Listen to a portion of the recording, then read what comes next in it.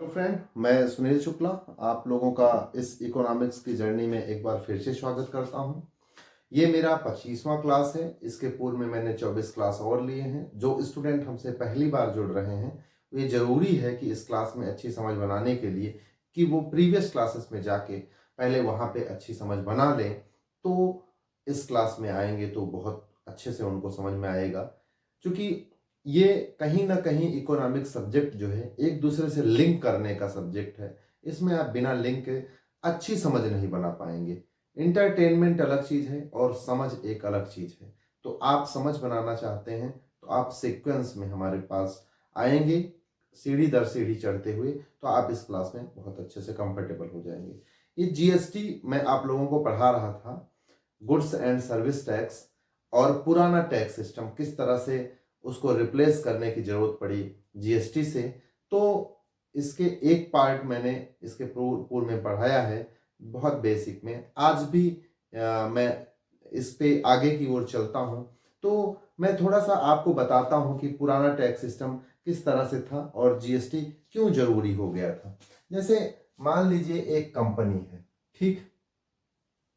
Company company से जब उत्पादन होता था, कंपनी से जैसे उत्पादन हुआ, तो उस पे पहले जो है उत्पाद शुल्क लग जाता था, एक्साइज ड्यूटी, उत्पाद शुल्क, ठीक। इसको हम एक और टैक्स का नाम दे सकते हैं कि ओरिजिन टैक्स कह सकते हैं। ओरिजिन टैक्स, ओरिजिन टैक्स से तात्पर्य यह है कि जैसे ही अस्तित्व में आया वो वस्तु जिसका उत्पादन हम कर रहे थे, तुरंत ही उस पर टैक्स एक लग गया, जिसको हम कहते हैं उत्पाद शुल्क, या उसको हम एक और सहजता के लिए ओरिजिन टैक्स कह सकते हैं, ठीक है। अब ये आगे जब बाजार में बिकने के लिए गया, यानी कि मान लीजिए जिस मार्केट में जाके बिकने के लिए गया, तो जब बिकने की स्थिति में आएगा तो वहां पे वैट लग जाएगा, वैल्यू एडेड टैक्स। ये जो है वैल्यू एडेड टैक्स जो होता है, इसको हम सहजता के लिए डेस्टिनेशन टैक्स भी कह सकते हैं, यानी कि मंजिल पे पहुंच के जो टैक्स पे होता है उसे हम वैल्यू एडेड टैक्स यानी वैट कहते हैं। इसको बिक्री कर, पहले इसी को बिक्री कर कहते थे, बिक्री कर को ही रिप्लेस करके वैट आया था, ठीक है। तो बेचने के समय यानी डेस्टिनेशन पे पहुंचने पे जो शुल्क मिलता था उसे हम वैट कहते थे, ठीक है। तो दो तरह के शुल्क होते थे, उत्पाद शुल्क और वैट, यानी कि उत्पादन के समय ओरिजिन में ही टैक्स एक लगता था और एक डेस्टिनेशन पे पहुंचने पे टैक्स लगता था। अब समस्याएं हम आपको बताते हैं। जैसे मान लीजिए ये कंपनी है, ठीक है। ये कंपनी से जब मान लीजिए वस्तुएं निकली, ये मान लीजिए कंपनी है यूपी में, ठीक। यूपी में एक कंपनी है, कंपनी से निकली ये वस्तुएं, और यहां इनका गोडाउन है। गोडाउन कहाँ है? एमपी में। एमपी में इनको अपनी वस्तुओं को भेजना है, यहीं से सारी वस्तुएं बिकेंगी, ठीक है। ये भेजना है तो यहां पे बॉर्डर पड़ जाएगा, एमपी और यूपी का बॉर्डर पड़ जाएगा। यूपी में उत्पादन हुआ, एमपी में जाके वस्तुओं को यहीं से बिकना है, यहां पे इनका बहुत बड़ा गोडाउन है, ठीक है। समझ के लिए आप समझिए, बीच में पड़ता है बॉर्डर। अब बॉर्डर पे ये लोग जो है टैक्स वाले, क्योंकि यहाँ पे वैट वाले तो बैठ नहीं सकते, वैट जो होता है डेस्टिनेशन टैक्स है, यानी कि जब मंजिल पे पहुंचेगा तब टैक्स पे किया जाएगा। लेकिन जो उत्पाद शुल्क है वो तो आप कहीं भी चेक कर सकते हैं। तो उत्पाद शुल्क के लिए जरूरी होता है कि जैसे वस्तु का उत्पादन हो तो वहां पे जो है टैक्स पे हो जाए। लेकिन कभी कभी ये होता है कि वहां पे चोरी छुपे ये लोग अपनी कंपनी से निकले और टैक्स इन्होंने नहीं पे किया, तो वो जाने लगते हैं बिना टैक्स पे किए। तो यहाँ पे ये टैक्स डिपार्टमेंट यानी उत्पाद शुल्क के जो अधिकारी हैं, यानी केंद्र सरकार के, ये टैक्सेशन डिपार्टमेंट के लोग बॉर्डर पे ही इनको मिल जाते हैं। तो होता क्या है कि ये भारत सरकार का टैक्स बढ़े इसमें इनका इंटरेस्ट नहीं है। भारत के जो जितने भी गवर्नमेंट एम्प्लॉई हैं, इनका अपना रेवेन्यू बढ़े, सरकार कहाँ जाता है उससे कोई बहुत विशेष फर्क इनको नहीं पड़ता है। या यूं कहें कि भारत में करप्शन इतना घर कर गया है कि अब लोगों को देश के आगे बढ़ने से बहुत मतलब नहीं है, बल्कि खुद कितने आगे बढ़ जाएं गलत तरीके से, वो उनका एक ध्येय उद्देश्य होता है। ठीक है, तो यहाँ पे जैसे बॉर्डर पे टैक्सेशन डिपार्टमेंट इनको मिल गया, तो ये क्या करेंगे, एक तो ये तरीका था कि ये उत्पाद शुल्क जमा कर दें। ठीक है, उत्पाद शुल्क जमा करेंगे तब भी ये इनको परेशान करेंगे। क्या करेंगे, इनकी ट्रकें आ रही हैं, मान लीजिए 10 ट्रक आ रही हैं। ठीक है, इस कंपनी से 10 ट्रकें निकली और यहाँ पे आ रही हैं, इन्होंने उत्पाद शुल्क जमा कर दिया है। ये बॉर्डर पे जब पहुंचते थे तो ये इनसे जब मांगते थे कि आपने उत्पाद शुल्क जमा किया है, तो ये कहते थे कि हाँ मैंने जमा किया, अपना रसीद दिखाए, तब भी ये इनको नहीं छोड़ते थे, इनको साइड में खड़े कर देते थे। 10 घंटे 5 घंटे जब ये खड़े रहते थे तो खड़े होने से बचने के लिए ये जो है इनको टैक्स देना शुरू किए। ठीक है, इनका अपना निजी टैक्स, जिसको भ्रष्टाचार का आप समझे कि रिश्वत जो है इनको देना शुरू किए। तो इन्होंने सोचा जब इनको देना ही पड़ता है तो हम क्यों ना उत्पाद शुल्क वहां ना जमा करके हम यहीं आए, सीधा इनका शुल्क दो, उत्पाद शुल्क बचा लो। तो सरकार के साथ यही होता था, जो उत्पाद शुल्क होता था वो ये लोग 1 ट्रक का दिए, 5 ट्रक वैसे ले गए, तो उत्पाद शुल्क की बहुत बड़ी चोरी होती थी। ठीक है, और हमारे जो ये करप्ट लोग बैठे हैं, ये एक बार नौकरी पाने के बाद बहुत अच्छे से कंफर्टेबल हो जाते हैं। ये 1-1 करोड़ का नुकसान करा के भारत सरकार का 1-1 लाख में डील कर लेते हैं। यानी कि इनका खुद का पेट भरना चाहिए, सरकार का क्या होता है उससे कोई फर्क नहीं पड़ता। ठीक है, और सरकार का यदि ये टैक्स चोरी हो जाएगा तो सरकार जब आय होती है तब वही तो सरकार जनता के लिए व्यय करती है। जब उसके पास आय ही नहीं होगी तो व्यय किस तरह से करेगा, व्यय नहीं करेगा तो उत्पादन नहीं होगा, उत्पादन नहीं होगा तो लोगों का प्रति व्यक्ति आय नहीं बढ़ेगा, प्रति व्यक्ति आय नहीं बढ़ेगा तो लोगों का जीवन स्तर अच्छा नहीं होगा, जीवन स्तर अच्छा नहीं होगा तो बचत कम होगा, बचत कम होगा तो निवेश कम होगा, निवेश कम होगा तो पूंजी निर्माण की दर कम होगी, पूंजी निर्माण की दर कम होगी तो उत्पादन की क्षमता घटेगी, उत्पादन की क्षमता घटेगी तो आप सारी चीजें जान लें कि लोगों के लिए आय का सृजन नहीं होगा। ये बहुत ही बुरा इंपैक्ट होगा, देश नीचे जाएगा। तो देश को नीचे ले जाने में ये जो एजेंट बैठे हैं भारत सरकार के ही, उनका ही बहुत बड़ा योगदान कहीं ना कहीं था। तो इस चीज को खत्म करने के लिए ये जरूरी था। अब देखें एक चीज और, ये यहाँ पे एक सिस्टम तो ये खराब था, दूसरा जब यहाँ पे हम जाते थे टैक्स वैट की क्या दिक्कत थी कि हर राज्य का अलग वैट था, हर राज्य का अलग वैट होने के कारण वस्तुओं की कीमत में भारी अंतर रहता था। कहीं एमपी में वो वस्तु 10 रुपए की है तो आप यूपी में जाएंगे तो वो वस्तु हो सकता है 8 रुपए की हो, या हो सकता है और महंगी हो। तो ये होता था, यानी कि वस्तुओं की कीमतों में भिन्नता पाई जाती थी और उत्पाद शुल्क की बहुत बड़ी चोरी, और यहाँ पे भीड़ लगा रहना, गाड़ियों का जो है डिस्टरबेंस रहता था।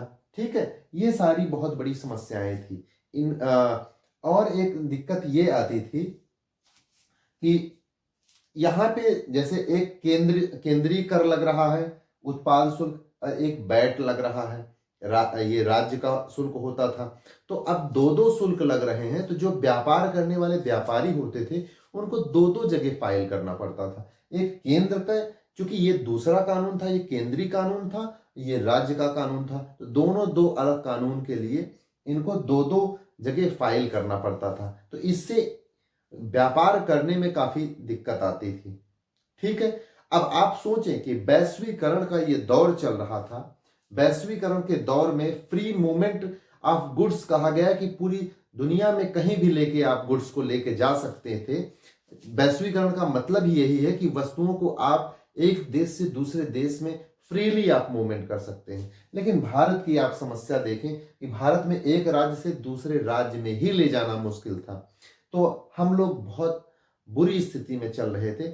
इन सारी चीजों को रिप्लेस करने के लिए ये जरूरी था कि हम टैक्सेशन में रिफॉर्म करें। तो टैक्सेशन में जो रिफॉर्म किया गया तो उसको जीएसटी से कन्वर्ट किया गया। जीएसटी कोई नया हमारा बनाया हुआ कानून नहीं है, बल्कि 1954 में फ्रांस ने सबसे पहले जीएसटी को लागू किया, और कमोबेश 140 राष्ट्र जो है जीएसटी को अडॉप्ट कर चुके हैं। हमारा पड़ोसी देश पाकिस्तान भी हमसे बहुत पहले से वहां पे जीएसटी लागू है। तो जीएसटी हम लोगों के लिए कोई नया नहीं था। जीएसटी 2011 में पहले कांग्रेस सरकार ने लाने का प्रयास किया, लेकिन जिसका अपोज, क्योंकि हमारे यहाँ कितने भी महत्वपूर्ण काम हो लेकिन उसमें अपोज करना जैसे नैतिक कर्तव्य होता है विपक्षी का, और विपक्षी का काम ही है कि अच्छे काम का भी विरोध करो, बुरे का तो करना ही चाहिए। तो अच्छे बुरे हर काम का ही विरोध किया जाता है। तो हमारे यहाँ विपक्ष का काम है सिर्फ विरोध करना। तो वही 2011 में हुआ, जिस कारण से जीएसटी तब नहीं लागू हो पाया।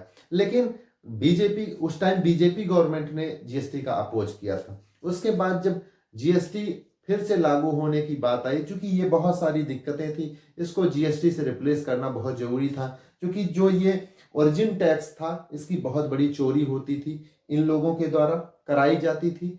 तो इसको जरूरी था कि अब मंजिल बेस्ड टैक्स बना देने से ये बीच के बिचौलिए निकल जाते थे, तब सीधा सीधा टैक्स में जो है प्रॉफिट भारत सरकार को मिलता था या राज्य सरकार को मिलता था। तो ये जरूरी है कि अब हम इसको, ये टाइम आ गया था कि हम ये जो टैक्स सिस्टम यानी हमारा पुराना टैक्स सिस्टम था, अब इसको हम नए टैक्स सिस्टम से रिप्लेस करें। तो हम अब चलते हैं जीएसटी, आपको समझाते हैं जीएसटी किस तरह से काम करता है। एक चीज आप जान लें कि जीएसटी में ये होता है कि जैसे ये उत्पाद शुल्क और ये वैट, इस दोनों के स्थान पे आ जाता है जीएसटी। और जीएसटी जो है मंजिल बेस्ड टैक्स है, यानी डेस्टिनेशन टैक्स है। ये पहले नहीं लगेगा, जब बिकने लगेगा तब लगता है, उपभोक्ता के ऊपर ये आरोपित होता है। ठीक है, तो अब हम जीएसटी के बारे में समझाते हैं कि जीएसटी के क्या फायदे हैं और क्या इसके नुकसान हैं, किस तरह से इसके नुकसान भारत सरकार को उठाने पड़ रहे हैं। वो सारी चीजें मैं धीरे धीरे आपको बताता हूं। ठीक है, साफ कर लूं इसको। जीएसटी के बारे में आप समझें कि जीएसटी जो है ये उत्पाद शुल्क और वैट, इन दोनों को रिप्लेस करके जीएसटी लागू हुआ। उत्पाद शुल्क जो है ओरिजिन टैक्स होता है और वैट जो है ये डेस्टिनेशन टैक्स होता है। अब जीएसटी जो बना ये भी डेस्टिनेशन टैक्स बना, जिससे जो बीच में दिक्कत होती थी बॉर्डर पे, वो दिक्कत अब खत्म हो गई। अब आप समझे कि जीएसटी के क्या क्या फायदे थे। पहले दो सिस्टम काम करता था, एक दूसरा ये, और आप ये जान लें कि वैट हर राज्य के अलग अलग थे, जिस कारण से पहली दिक्कत तो ये थी, वस्तुओं की कीमत भिन्न थी। जीएसटी आने से एक देश एक कीमत हो गया, एक देश में उस वस्तु की कीमत एक होगी, वस्तु की कीमत जो है वो सेम हो गई, वस्तु की कीमत सेम हो गई। एक प्रॉब्लम, ये सबसे बड़ी प्रॉब्लम जो थी वो खत्म हो गई। और जो आपने देखा कि फ्रीली मूवमेंट करने में दिक्कत आती थी, जैसे वैश्वीकरण के दौर में सारी वस्तुओं का एक देश से दूसरे देश फ्रीली मूवमेंट हो पाता है, लेकिन भारत में ही फ्रीली मूवमेंट नहीं हो पाता था, तो उससे भी निजात मिली। क्या हुआ? Free movement of good.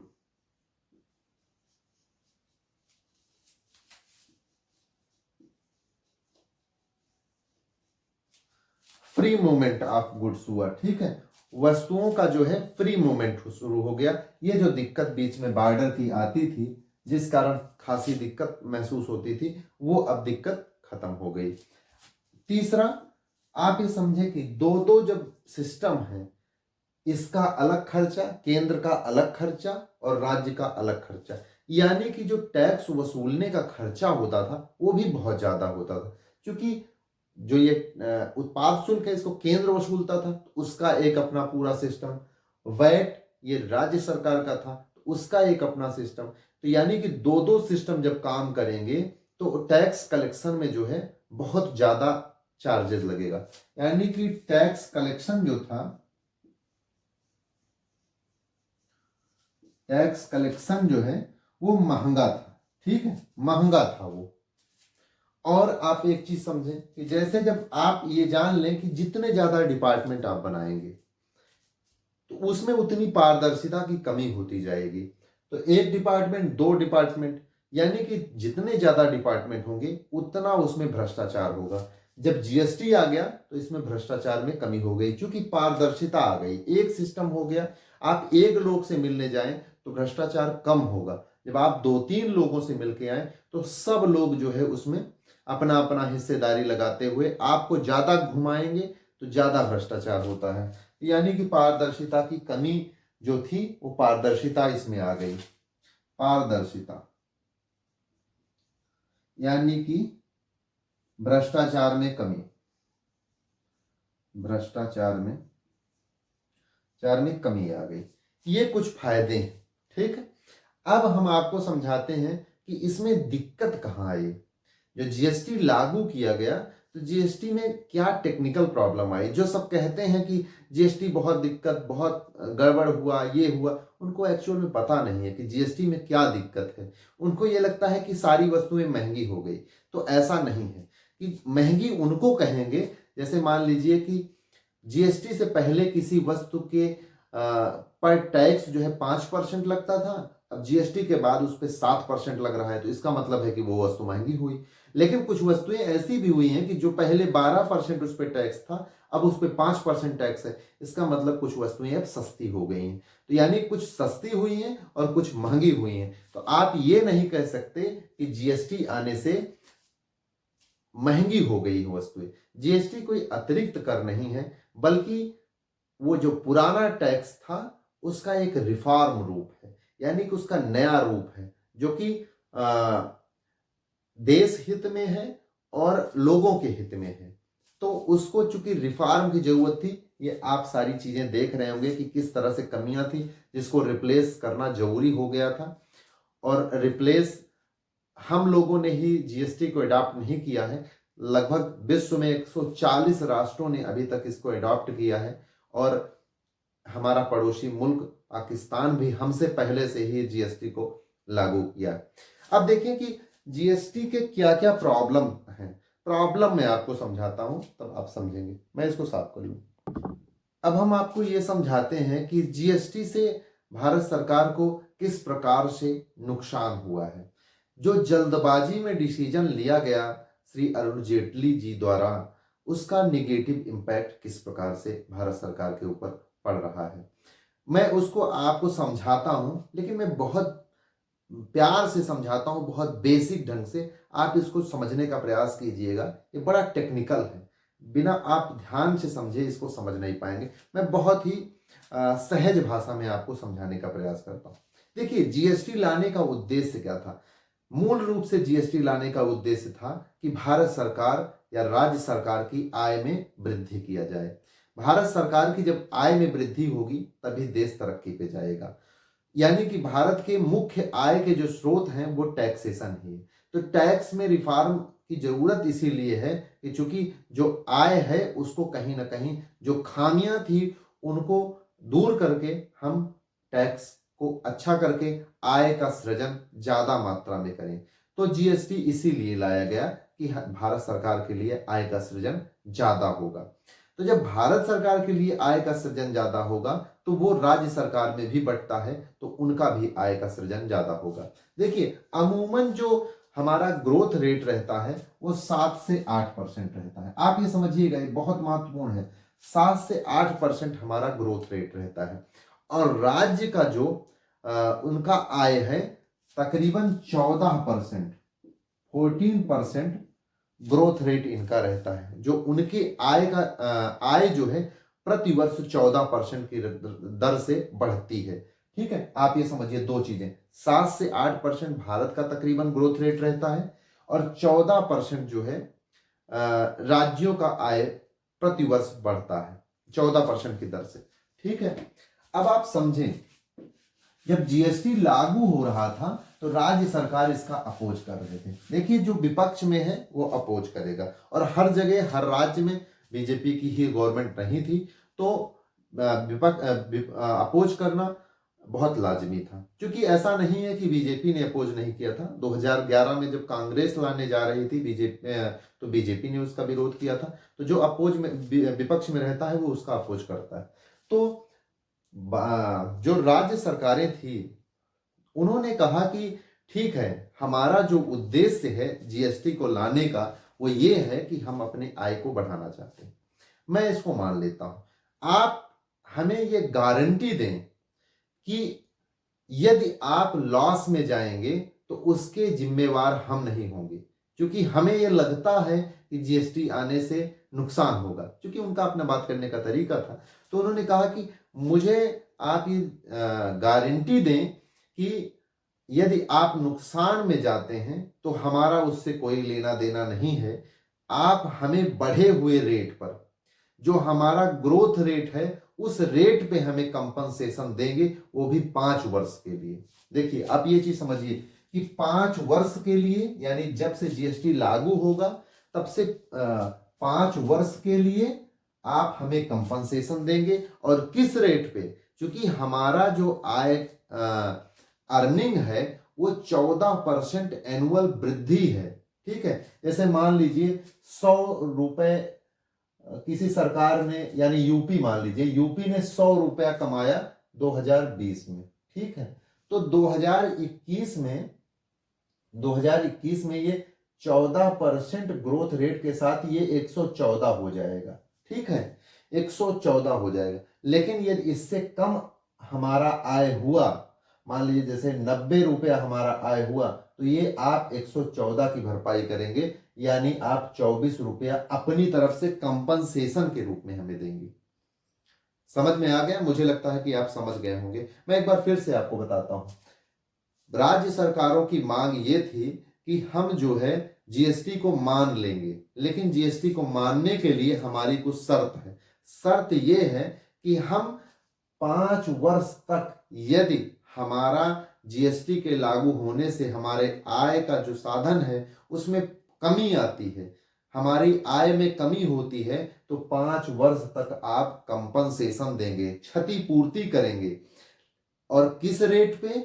हमारा जो ग्रोथ रेट है आय का, वो 14% है, यानी 14% एनुअल हमारा बढ़ जाता है। तो यदि मान लीजिए 2020 में 100 रुपया हम कमाते हैं, तो 2021 में हमारा 114 हो जाएगा।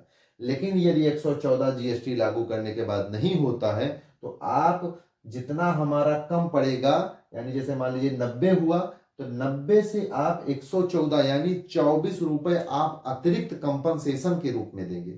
तो नितिन जेटली साहब हड़बड़ी में थे, वो चाहते थे किसी तरह जीएसटी को लागू किया जाए। तो वो ये सारी चीजें, क्योंकि उस टाइम 7 से 8% ग्रोथ चल रहा था, तो भारत सरकार को दिक्कत थी नहीं, लेकिन उनके अंदर दूरदृष्टता की थोड़ी सी कमी होने के कारण उन्होंने इस चीज को मान लिया।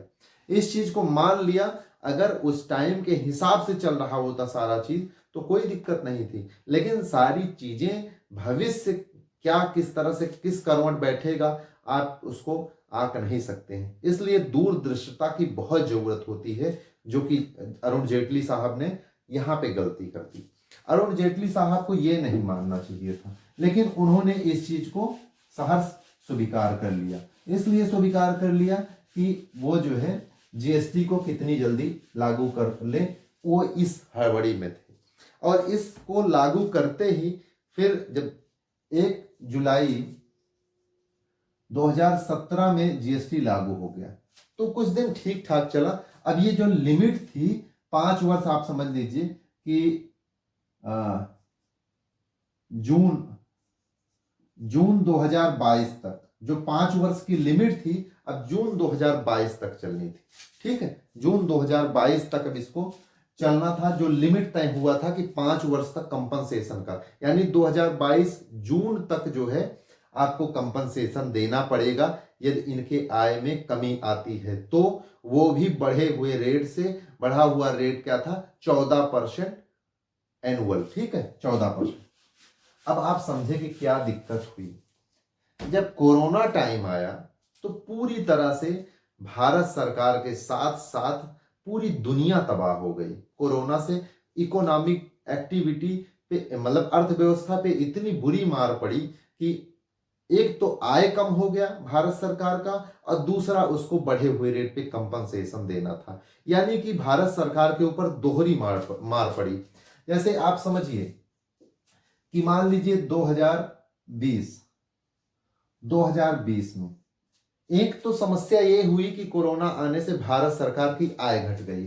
ठीक है, जैसे मान लीजिए भारत सरकार की जो है, भारत की आय घट गई। ठीक है, और इनकी जो है, पहले मान लीजिए 2019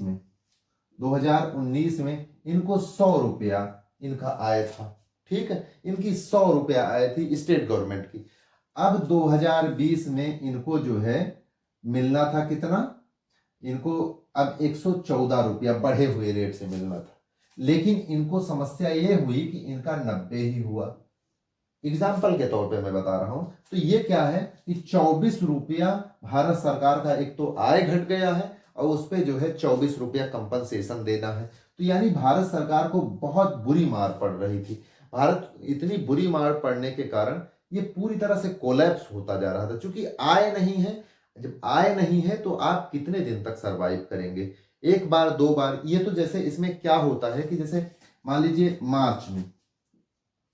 मार्च का आपने पे नहीं किया, मार्च में जो जीएसटी का आपको रेवेन्यू इनको स्टेट को पे करना था, अगर आपने पे नहीं किया तो 3 महीने का टाइम है। यदि मान लीजिए मार्च का जीएसटी इनको पे करना था स्टेट गवर्नमेंट को, तो मार्च, अप्रैल, मई यानी कि मई तक आपने 3 महीने का टाइम मिलता है। अगर 3 महीने के टाइम में आपने इनको पे नहीं किया तो ये फिर कोर्ट में चले जाएंगे और आपको कोर्ट में खींच लेंगे। तो इनके पास इतनी बाध्यता है भारत सरकार को कि आप उनको 3 महीने के अंदर उनका रेवेन्यू बनता है जीएसटी को लेकर विद कंपनसेशन, वो आपको देना पड़ेगा बढ़े हुए रेट पे 14%। यदि आप नहीं देते हैं तो वो कोर्ट में आपको खींच लेंगे। और राज्य सरकारों ने दबाव भी बनाना शुरू कर दिया। तो इन्होंने जैसे तैसे इन्होंने कहा कि आप मेरे नाम पर आरबीआई से जाके लोन ले लें।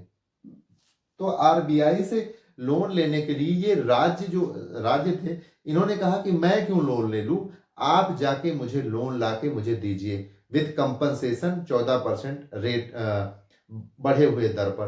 तो भारत सरकार ने आरबीआई से लोन लिया और इनको जो है पे किया। अभी आपने देखा होगा कि मई 2022 तक का भारत सरकार ने पे किया है तकरीबन 86,932,000 करोड़। ठीक है, सॉरी 86,932 करोड़ रुपया कंपनसेशन के रूप में राज्यों को दिया है। यानी कि भारत बहुत बुरे दौर से गुजर रहा था, इसलिए कि जो है एक गलत जो विजन की वजह से, हमारे हड़बड़ाहट की वजह से ये ऐसी समस्याओं में हम लोग फंस गए थे। अब मैं इसको साफ करता हूं तो आगे बताता हूं। दूसरी प्रॉब्लम क्या थी जीएसटी में, मैं उसको समझाता हूं। उसको समझाने के लिए मैं कुछ चीजें और बताता हूं। जैसे मान लीजिए कि कोई वस्तु है, ठीक है, गुजरात में मान लीजिए कोई फैक्ट्री लगी है, गुजरात में, ठीक, गुजरात में कोई फैक्ट्री लगी है, यहां से वस्तु को ट्रांसफर किया जाता है यूपी में। ठीक है, यूपी से बिकेगी, मतलब गुजरात में बना यूपी में आ गया, अब यूपी से जहां बिकना होगा बिकेगा। ठीक है, तो यूपी से मान लीजिए यूपी के अंदर ही बिकता है, तो उस पे क्या लगेगा? जीएसटी। जैसे कोई वस्तु है वो गुजरात में बनी और यूपी आ गई, अब यूपी के भीतर ही मान लीजिए लखनऊ आ गई, तो लखनऊ से इलाहाबाद बिकता है, कानपुर बिकता है, वाराणसी बिकता है, यानी यूपी के भीतर बिकता है, तो उस पे क्या लगेगा? जीएसटी लगेगा। मान लीजिए उसका रेट जो है 18%। ठीक है, 18%। तो ये जो डिवाइड होता है 18% जीएसटी, ये दो जगह पे डिवाइड होता है। एक एस जीएसटी यानी स्टेट का जीएसटी, इस पे कितना होगा? इसका आधा हो जाएगा, 18 का आधा 9%, एस स्टेट को चला जाएगा। और सीजीएसटी ये 9% जो है ये केंद्र को चला जाएगा। यानी सीजीएसटी केंद्रीय जो सीजीएसटी जो है वो केंद्र को चला जाएगा, और यस जीएसटी स्टेट को चला जाएगा। लेकिन किस स्टेट को चला जाएगा? गुजरात, जहां उत्पादन हुआ कि जहां बिकने के लिए आया वहां पे। तो जहां पे बिकता है यानी कि जो सेलर स्टेट है वहां पे ये मैन्युफैक्चरिंग स्टेट पे इसको ये टैक्स जो है जीएसटी नहीं मिलता है, बल्कि जो सेलर स्टेट है वहां पे जीएसटी मिलता है। और दूसरा तरीका ये है कि एक स्टेट में, अब ये हो सकता है कि यहां से एमपी में भी बिके, ठीक है, एमपी, जब एमपी में बिकेगा तो उसमें लगेगा आईजीएसटी। आईजीएसटी रेट दोनों का सेम है 18%, लेकिन ये पूरा का पूरा केंद्र के पास चला जाएगा। आईजीएसटी पूरा का पूरा केंद्र के पास जाता है और यस जीएसटी जो है स्टेट को मिलता है, वो भी सेलर स्टेट को, और सीजीएसटी जो है केंद्र को जाता है। यानी सीजीएसटी आईजीएसटी दोनों केंद्र को चला जाता है और केंद्र से फिर बाकी वित्त आयोग की सिफारिश के हिसाब से सारे स्टेट को जो है बांटा जाता है। ठीक है, वो चीज समझ में आता है। लेकिन यस जीएसटी केवल सेलर स्टेट को मिलेगा। तो उत्पादक स्टेट ने जो है व्यवस्था की, लॉ एंड ऑर्डर मेंटेन किया, लोगों को प्रोत्साहित किया कि हमारे यहाँ आके निवेश करिए, उनको तो कुछ मिला ही नहीं। तो हाँ, जीएसटी में यह प्रावधान है कि उत्पादक जो स्टेट है उसके लिए जीएसटी में कोई स्थान नहीं। इसलिए इसका थोड़ा विरोध भी होता है कि उत्पादक राज्यों के लिए जीएसटी में कोई प्रावधान नहीं है। लेकिन उत्पादक के लिए ये माना जाता है कि चूंकि जहां जहां उत्पादन हो रहा है वो स्टेट वैसे ही बहुत आगे हैं, और वहां पे यदि उत्पादन हो रहा है तो वहां लोगों के आय का सृजन हो रहा है। देखिए, दो कंडीशन मैं आपको लिख देता हूं। एक जो है गुजरात, ठीक है, ये गुजरात जो है उत्पादक स्टेट है, ठीक है, गुजरात को ले लेता हूं। एक यूपी, ये क्या है? सेलर स्टेट है। यहां पे क्या चीज है? यहां पे फैक्ट्रियां लगी हैं, यहां फैक्ट्री नहीं लगी है। यहां पे उत्पादन होता है, यहां पे बिक्री होती है। जीएसटी का फायदा किसको मिलेगा? जीएसटी का फायदा इनको मिलेगा, इनको मिलेगा, इनको जीएसटी का फायदा नहीं मिलेगा। ठीक है, और लेकिन इनको, और फिर इनको फायदा क्या है कंपनी लगाने का? तो इनके यहां जो है लोगों को रोजगार मिलेगा। ठीक, रोजगार मिलेगा। यहां रोजगार, चूंकि जब है ही नहीं है कोई फैक्ट्री तो रोजगार इससे संबंधित नहीं मिलेगा। ठीक है, जब रोजगार मिलेगा तो लोग वहां पे आय होगा तो वो डायरेक्ट टैक्स देंगे। तो क्या देंगे? इनकम टैक्स देंगे।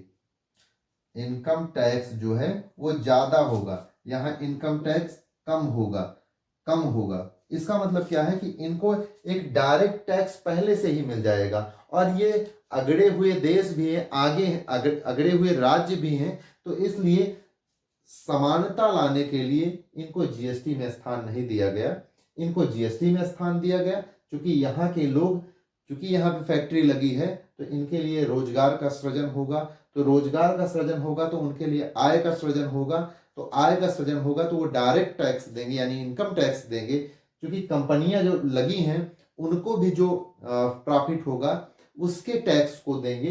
तो इस तरह से इनको एक अच्छा रेवेन्यू यहीं से मिल जाता है। इसलिए सेलर स्टेट के लिए भी जीएसटी में प्रावधान किया गया, जो कि सोशल जस्टिस एक प्रकार से इन लोगों के लिए की गई है।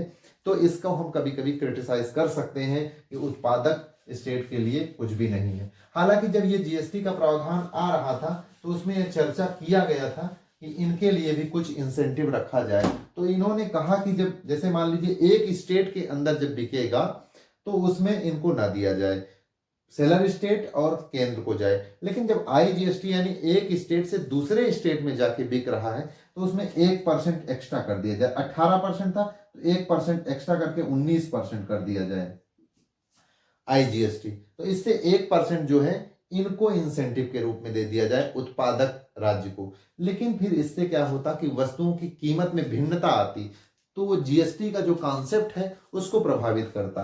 तो जीएसटी को इसलिए जो है ये 1% जो एक्स्ट्रा करने का कॉन्सेप्ट था कि उत्पादक स्टेट को जो है इंसेंटिव देने का, तो उस पे रोक लगाते हुए उसको नहीं माना गया। ठीक है, तो ये चीजें आई, मैं इसको बताता हूं आपको। जो एक्चुअल प्रॉब्लम भारत सरकार फेस कर रहा था कंपनसेशन का, ये इसको रिप्लेस करना चाहिए था।